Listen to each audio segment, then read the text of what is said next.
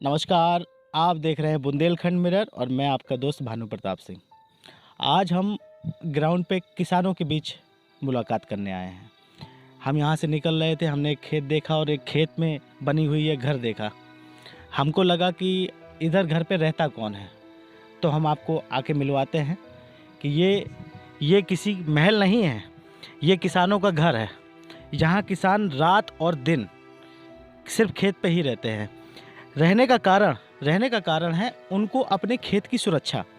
ये जो कैमरामैन जरा दिखाइए, ये जो फसल है, इस फसल के चारों तरफ कहीं कोई तार फेंसिंग नहीं है, ना किसी तरह की कोई ऐसी स्कीम है कि जिस पे हम किसानों को सुरक्षा मिल सके। जानवरों का तो हाल ही बेहाल है, किसान परेशान रहते हैं। इस वजह से उनको अपना घर खेतों में ही बनाना पड़ता है। ये कोई परमानेंटली घर नहीं है जहां आपको कूलर, पंखा और लाइट की सुविधा मिल सके।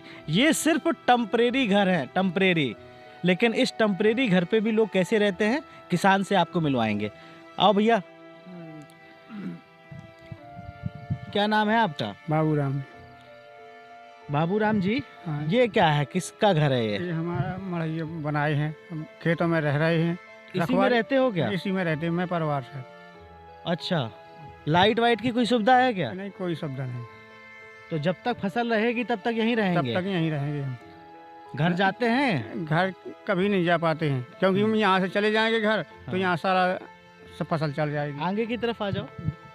इतने जानवर क्या लगते हैं। फसल लगाए हो, क्या बोए ये है? मटर है, वो है। मट। हाँ। तो ये जानवर तो अभी कहीं दिख ही नहीं रहे कहीं। अभी नहीं देखा, रात में आते हैं। अभी जैसे भगा दिए हमने, हाँ। फिर आ जाएंगे रात में। अच्छा, जैसे तुम अगर सो गए, तुम्हारी आंख लग गई, आँख लग गई तो तब क्या होगा? सारा चल जाएगा, पूरी फसल हो जड़ जाएगी। फसल चौपट। हाँ, तो इतनी दूर दूर तक की दूरी को कैसे तुम एक बार में देख लेते हो? दौड़ के जाते हो क्या? टार्च लगा के भगाते हैं। अच्छा, रात में टॉर्च लगा के देखते हो? हाँ, टार्च लगा। तो दोस्तों, किसान की स्थिति देख रहे हैं। किसान की स्थिति है ये कि रात में 12 बजे भी अगर कोई जानवर आ गया तो टॉर्च लगा के देखेंगे, और उसके बाद उसको भगाने के लिए भी जाना पड़ेगा। तो किसान सारी राजनीति किसान की आय दोगुनी, किसान के साथ ऐसा, किसान के साथ वैसा, किसान की बहुत अच्छी फसल बीमा, बहुत सारी स्कीमें हैं। स्कीमें किसानों को कम नहीं है, बहुत सारी सरकार की स्कीमें हैं। लेकिन ये स्कीमें क्या ज़मीन पे आती हैं कभी? अगर आती होती तो हमारा किसान ऐसे नहीं रहता, इस घर पे नहीं रहता, और हमेशा यहीं पर इनका परिवार सहित रहते हैं। बच्चे कैसे रहते होंगे, क्या कैसे? ये एक 12 बाई 12 का कमरा है जिस पे ना तो लाइट है और ना किसी तरह की कोई व्यवस्था है। यहाँ तक कि शौचालय भी इनको खेतों में ही जाना पड़ता होगा, मुझे ऐसा लगता है।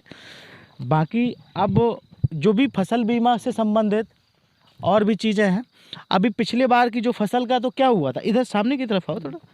फसल बीमा सुनी है स्कीम? नहीं, सुनी तो है लेकिन मिली नहीं। मिली नहीं है? नहीं, हमें नहीं मिली। तो पिछली बार फसल नुकसान हुआ था फसल का? हाँ, हुआ था नुकसान। खाते में रुपया आया होगा? नहीं, तो नहीं आया। नहीं आया।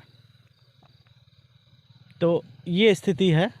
जानकारी तो है फसल बीमा की, लेकिन मिलता किसी को कुछ नहीं है।